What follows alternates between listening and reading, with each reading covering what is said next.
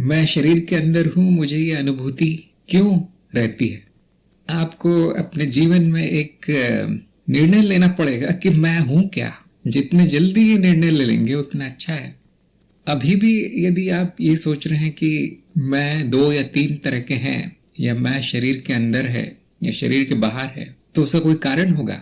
असली कौन है उसमें से? असली अनुभव करता है। एक बार आपको ये ज्ञान हो गया तो मैं का दूसरा अर्थ निकालना ही नहीं है। क्या होता है कि व्यवहारिकता के लिए हम दूसरे लोगों से बात करते समय शरीर को, मन को, अहंकार को, सबको मैं नाम दे देते हैं, और वहां पर भी आपको अपनी भाषा बदल देनी है। जितना हो सके मैं को हटा देना है। व्यवहारिकता से भी आप हटा दीजिए। जब तक आप बोल रहे हैं किसी से, थोड़ा बहुत चल जाएगा। सोच रहे हैं मैं, वहां आने की आवश्यकता ही नहीं है। क्यों आवश्यक है मैं फिर? क्योंकि किसी और से बात नहीं हो रही है। इसमें यहाँ पर व्यवहारिकता बीच में आ नहीं रही है। किसी से बात हो रही है और आप कहें कि मैं तो नहीं हूँ, मैं तो शून्यता हूँ, तो यहाँ पर समस्या हो सकती है कि सामने वाला थोड़ा चकरा जाएगा, सामने वाला समझेगा नहीं क्या बोल रहे हैं। जब आप अकेले बैठे हैं, सोच रहे हैं, और वो भी आध्यात्मिक विषयों पर सोच रहे हैं, तो मैं क्या होना चाहिए, मैं का अर्थ क्या होना चाहिए? और बड़ा सरल है, अनुभव करता ही होना चाहिए। जो विचारधारा है यहाँ पर रुक जानी चाहिए कि अब इसके आगे मैं कहीं नहीं जाएगा। न 2 होंगे, न 3 होंगे, न 10 होंगे। ये आपको जीवन में एक निर्णय लेना पड़ेगा। ये भ्रम इसलिए होता है क्योंकि अनुभव और अनुभवकर्ता के बीच आप भेद नहीं कर पा रहे। मैं क्या हूँ, ये बात पे निर्णय नहीं हुआ है अभी तक। तो बड़ा आसान है। एक बार आपने अनुभव और अनुभवकर्ता में भेद जान लिया तो सभी प्रश्नों का उत्तर आसान हो जाता है। उत्तर बड़ा सरल है कि मैं अंदर नहीं हूँ शरीर के, अनुभवकर्ता का कोई स्थान नहीं है। ये सभी जानते हैं। जब मैं अंदर हूँ नहीं, शरीर के अंदर होने की अनुभूति क्यों होती है? यदि मैं अनुभव करता हूँ तो शरीर और उसके अंदरूनी भाग अनुभव हो गए या अनुभव करता हो गया? किस वर्ग में आप डालना चाहेंगे शरीर को और उसके अंदरूनी भागों को?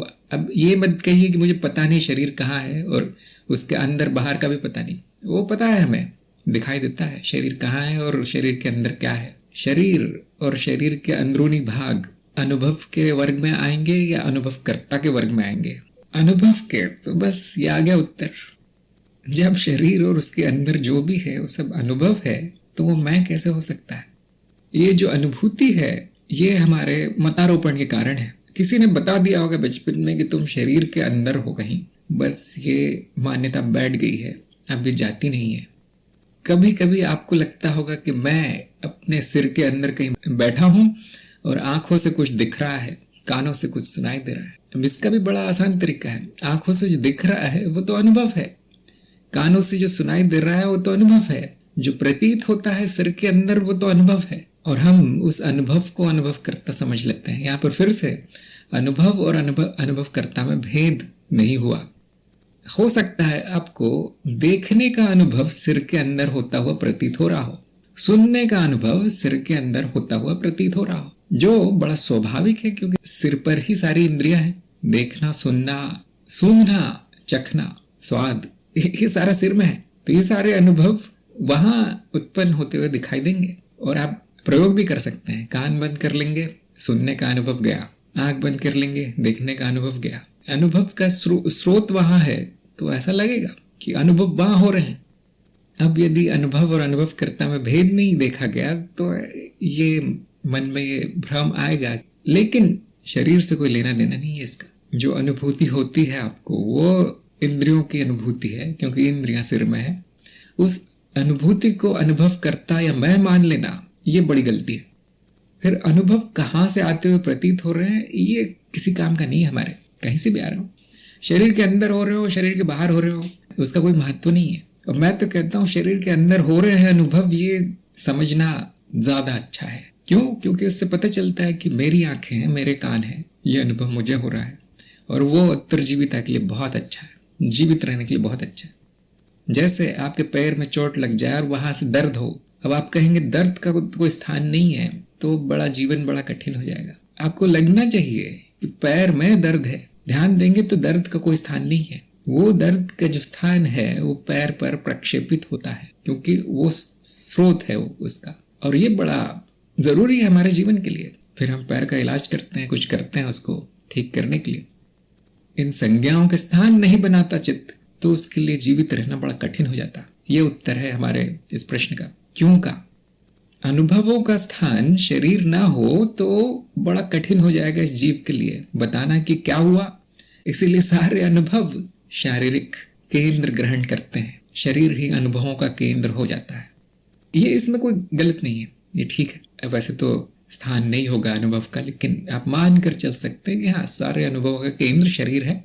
किसी और जगह तो अनुभव नहीं हो रहे हैं, किसी और के शरीर में तो मेरे अनुभव नहीं होंगे, यही होंगे इस वाले शरीर में। तो ये इससे जीवित रहना बड़ा आसान हो जाएगा। गलत क्या है? अनुभवों के स्थान को अनुभव करता मान लेना, मैं कहना उसे। बहुत से लोगों का ये अनुभव होगा कि आप हेडफोन लगा के जब गाने सुनते हैं तो सिर के ठीक बीच में से आवाज़ आती है। कोई मुझे बताएगा वो आवाज़ कहाँ से आती है? बहुत लोगों ने बचपन में ये प्रश्न किया होगा। वो जो गाने वाला है वो आपके सिर में गा रहा है, कोई मुझे बताएगा कैसे वो अंदर कैसे पहुंच गया वो सिर के। बड़ी छोटी सी बात है, लेकिन इसमें बड़ा अध्यात्म छुपा है। अध्यात्म बोल लीजिए, विज्ञान छुपा है इसमें। ये चित्त निर्मित है। स्थान अनुभवों का चित्त निर्मित है। हेडफोन से जो आवाज आती है वो प्रयोग आपको प्रत्यक्ष दिखाता है कि स्रोत जो है अनुभव का चित्त निर्मित है, प्रतीत होता है।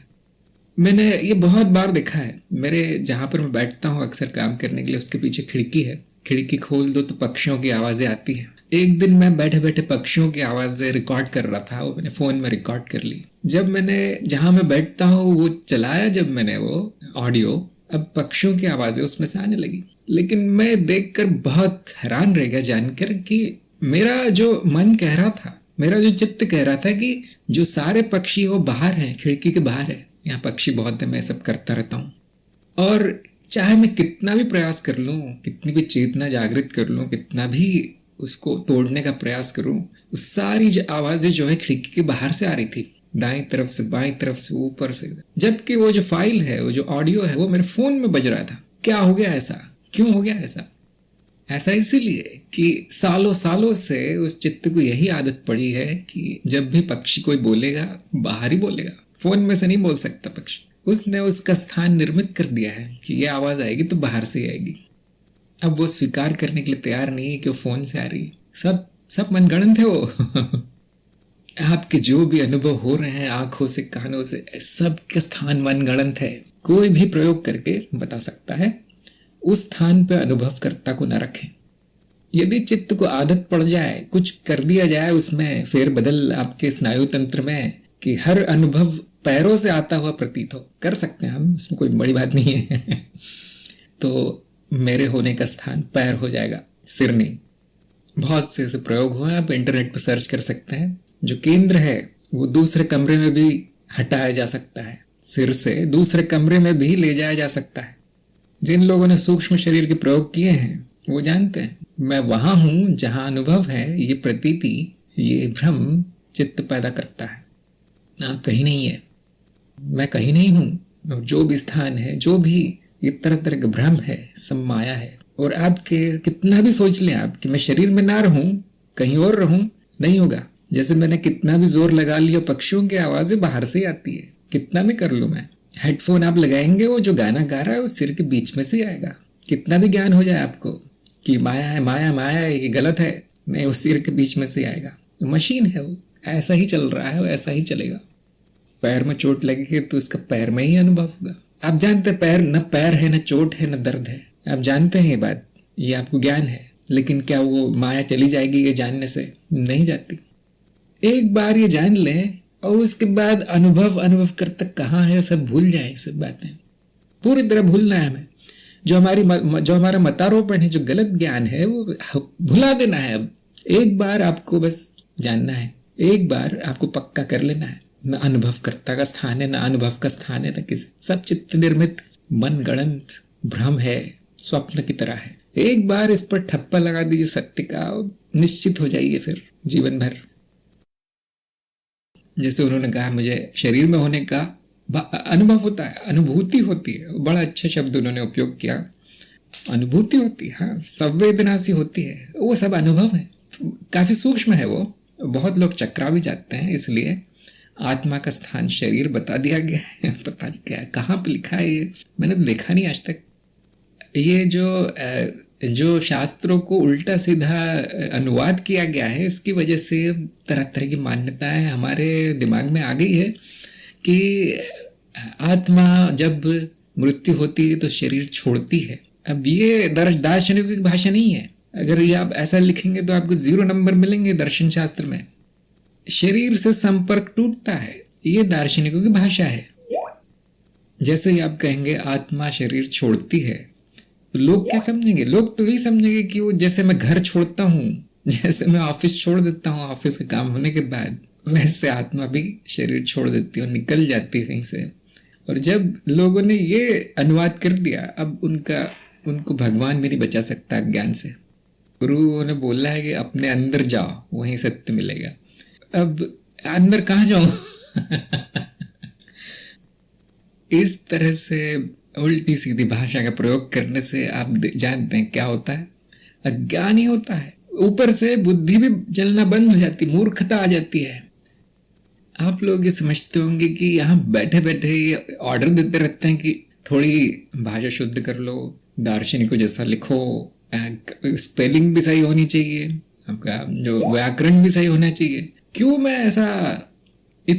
मैं इस पे ध्यान देता हूँ? ये बात मान के चलिए आप कि मैं सबसे आलसी हूँ आप सब लोगों में से। अगर जरूरी नहीं होता तो मैं कभी नहीं कहता ये। यदि ये बुद्धि शुद्धि वाक शुद्धि जरूरी नहीं होती ज्ञान मार्ग में, मैं आपको कभी नहीं बोलता।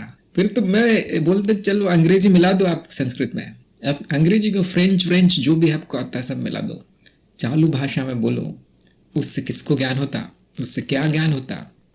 जैसे इन्होंने लिखा है, अपने अंदर जाओ, अंदर स्थित करो, ध्यान अंदर दो। अंदर मतलब क्या? किसके अंदर? बहुत से लोग आध्यात्म से नाराज हो जाते हैं, नाराज तो नहीं कहेंगे, हंसते हैं, इसका मजाक उड़ाते हैं अध्यात्म का, क्योंकि भाषा बड़ी चालू है। भाषा में सटीकता नहीं होगी तो आपको गंभीरता से नहीं लेगा कोई। बहुत से लोगों ने मुझे शिकायत भी की है कि जो बोधि वार्ता में आपने जो भाषा उपयोग की वो बहुत कठिन है, थोड़ी हिंदी में भी बोला कीजिए। मैंने कहा वो हिंदी ही है, आप लोगों की बुद्धि भ्रष्ट हो चुकी है गलत भाषा उपयोग करके। आपने जो भाषा सीखी है हिंदी, वो फिल्मों से आई है, उसमें कौन सा दर्शन शास्त्र होगा? मुझे भी बहुत वर्षों तक भाषा सीखनी पड़ी, ऐसा नहीं। अभी भी मैं थोड़ा सीख ही रहा हूँ, अभी भी मुझे कहीं ना कहीं अटक ही जाता हूँ मैं। आपको बड़ा शब्द दे दे के कहीं से निकाल के किसी दूसरे दर्शन से जो मैं जानता नहीं हूँ, मैं अटक जाता हूँ। यदि आप ये भाषा नहीं समझ पा रहे तो जो बौद्ध दर्शन है या अद्वैत की किताबें में उनमें जो भाषा लिखी है वो तो फिर कभी नहीं समझ में आएगी। तो हाँ, ये बिल्कुल सही है कि हमारी बहुत सारी मान्यताएं भाषा अशुद्ध होने की वजह से आई है। अब घबराइए मत, मरने के बाद आत्मा शरीर से नहीं निकलेगी, शरीर नहीं छोड़ेगी। उसने शरीर पकड़ा ही नहीं था कभी जो छोड़ेगी। बहुत मूर्खतापूर्ण स्थिति हो गई है। कुछ योग के शास्त्र है, वो कहते हैं कि प्राण मृत्यु के समय किस जगह से निकलते हैं शरीर से, उससे आपका अगला जन्म निर्धारित होता है। मैं इस बात से पूरी तरह सहमत हूँ, लेकिन वो जो सिर फोड़ते हैं, वो जो चिता में वो सब बकवास है। और ये भी भाषा की गलती है यहाँ पर, क्योंकि लोग उसको समझ नहीं पाए वो क्या लिखा गया है, क्योंकि प्रयोग उनका शून्य था तो उन्होंने ऐसा अनुवाद कर दिया। ऐसा नहीं होता है। शरीर के बाहर नहीं निकल सकते प्राण, सूक्ष्म है वो, और उसका स्थान चक्र है, शरीर में नहीं है। जो अंतिम चक्र सक्रिय होगा मृत्यु के समय, वो निर्धारित करेगा आपका अगला जन्म। ये सही अनुवाद है और इससे किसी को तकलीफ नहीं होगी। अब क्या सिर फोड़ रहे हो चिता में? ये सब हो सकता है कि थोड़ा पैसे वैसे का भी मामला हो कि ये क्रियाक्रम कर लो, पैसे दे दो पंडित को, और ये सब पता नहीं ये मान्यताएं कैसे आ गई। लेकिन योग में कुछ और ही कहा गया है, वो जो लोग जानते नहीं। जब मैं चक्र कहता हूँ तो हमारे ज्ञान मार्ग के हिसाब से जो हमने मॉडल बनाया है परती रचना का, किसी परत की बात हो रही है। और अब आप देख सकते हैं कि मूलाधार में प्राण सक्रिय है मृत्यु के समय, तो उसका जन्म वहां होगा जहां मूलाधार की परत सक्रिय होगी, और पशु योनि सबसे उचित योनि है उसके लिए। इस तरह से आप तार्किक दृष्टि से देख सकते हैं कि जो परत सक्रिय होगी मृत्यु के समय, वो निर्धारित करेगी कि आपका अगला जन्म। और ये तभी तक होगा जब तक आज्ञा तक नहीं पहुंच जाता। आज्ञा आज्ञा में सक्रियता है, अर्थात चेतना की परत जो है, जिसको मैंने चेतना की परत कहा है हमारे मॉडल में, हमारे बोधि वार्ता के मॉडल में, वो सक्रिय है आपकी मृत्यु के समय, तो अगले जन्म पर संपूर्ण नियंत्रण होगा। इसीलिए सारे प्रयोग बताए गए हैं, चेतना के प्रयोग करते रहिए। 24 घंटे चेतना होगी, मृत्यु जब भी आए आप तैयार हैं। अब मैं ये नहीं कहता कि वहां पर आपका जन्म होगा ही नहीं, ऐसा नहीं है, आपको कुछ समय मिल जाएगा सोचने का, समझने का। मेरे कर्म बहुत बचे हैं, अब लेना ही है मुझे जन्म, तो आप रुक सकते हैं थोड़ा कि सही जगह क्या है जन्म लेने की। और यदि आपके गुरु है, गुरुजन है, इस तरह आपकी परंपरा है वहां पर, तो उनसे थोड़ा पूछताछ कर सकते हैं, थोड़ा चिंतन मनन कर सकते हैं कि क्या किया जाए। और यदि चेतना नहीं है तो आपका सीधा होगा जन्म, मशीन की तरह होगा। ये बात बहुत कम लोग समझते हैं, उनको लगता है सभी लोग एक जैसे ही मरते होंगे। ऐसा नहीं है। जैसे सभी लोग एक जैसे जीते नहीं है, वैसे सभी लोग एक जैसे मरते भी नहीं है। बड़ी तार्किक सी बात है।